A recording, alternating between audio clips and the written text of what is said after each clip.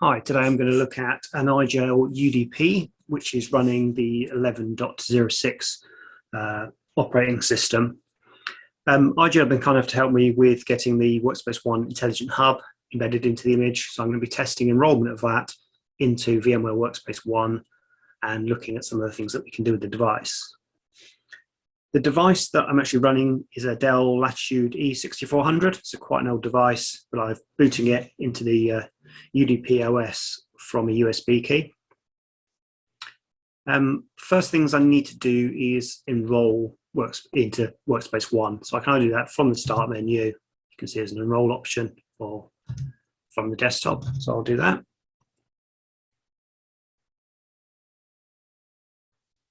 So here I need to enter the tenant or the Workspace ONE server. That's the enrollment URL. Group, which is like an organizational group, like a structure of where the devices will go. And I'm going to enter the username.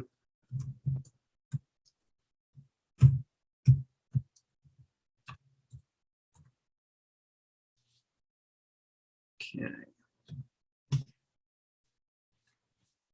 So I've clicked on OK, and then in the bottom right-hand corner, you'll see a notification box from the Intelligent Hub app, just saying the enrollment's going through. And then finally, you should see, if all goes correct, a success message to say it's been enrolled correctly. Now that the device is enrolled, I'm going to open up the local web browser that's running on the Igel UDP image.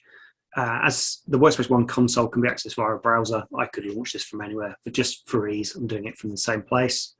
So if I come into devices, we should see two devices now. I previously had a Debian image enrolled, so we should now see that the Igel device is also enrolled.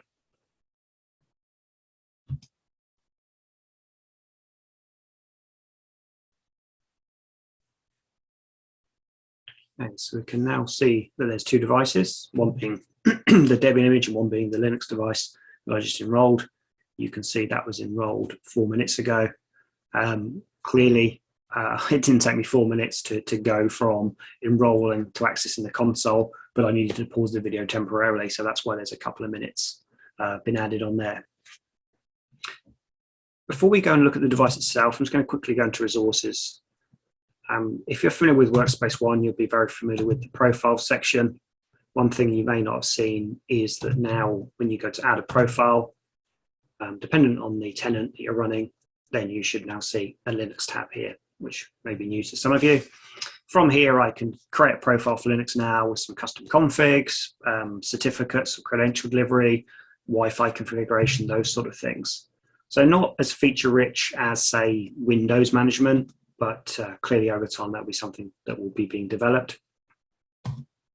If we go into sensors, the sensor is almost like a script that kind of runs on the endpoint to gather information. So because of the nature of it and the fact that with, say, a Windows sensor, I could run PowerShell, I can almost kind of gather back anything that I wanted to within reason. Equally on Linux, I can use bash. So if there's a bash script or command that I could use, I can pull back that information. Sensors are supported on macOS, Windows and Linux, but I've created some here for Linux that we'll be able to look at today. So things like product name, product version, device uptime, and the amount of free memory. So if we now go back to our devices, and once that comes back up, we're going to look at the Igel device itself.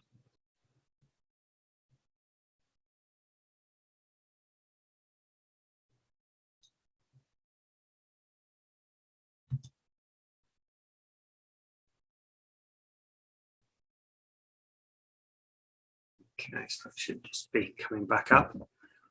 And as you may have seen when we briefly looked at the device, that the name that it actually reports back is a series of sort of alphanumeric values. So one thing we have the ability to do is change that. So what I'm going to do is I'm going to go in to look at a bit more detail of that specific device. And then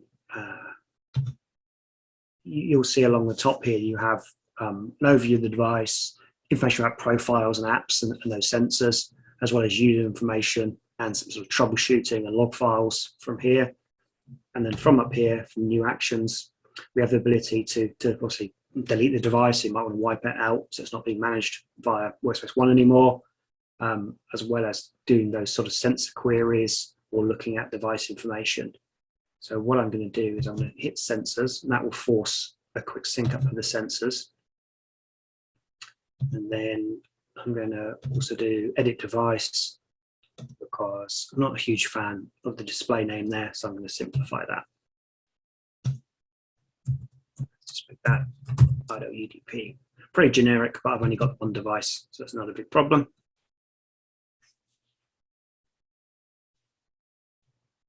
Okay, so if I now come along from the summary and click on that Sensors tab. Okay, so you can see the amount of free memory, the operating system it's running, so Igel iOS 11. So it's actually 11.06, which you can see from the product version, so the full release version, and the time being 11:53. So that was the time that the sensor reported back. So with other bash, other supported bash commands from an Igel side of things, I could retrieve other information, maybe more useful than this, but certainly knowing the versions of code that's there.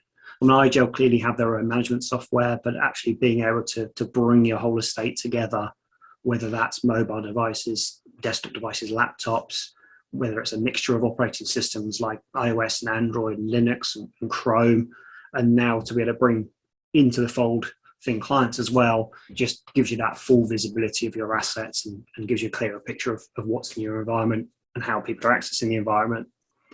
So as I say, this was very kind of quick introduction to the integration. So say Igel were very helpful in getting this set up, but I just wanted to show you kind of where we are with that first phase of integration. So hopefully it's been of use. Thanks for your time.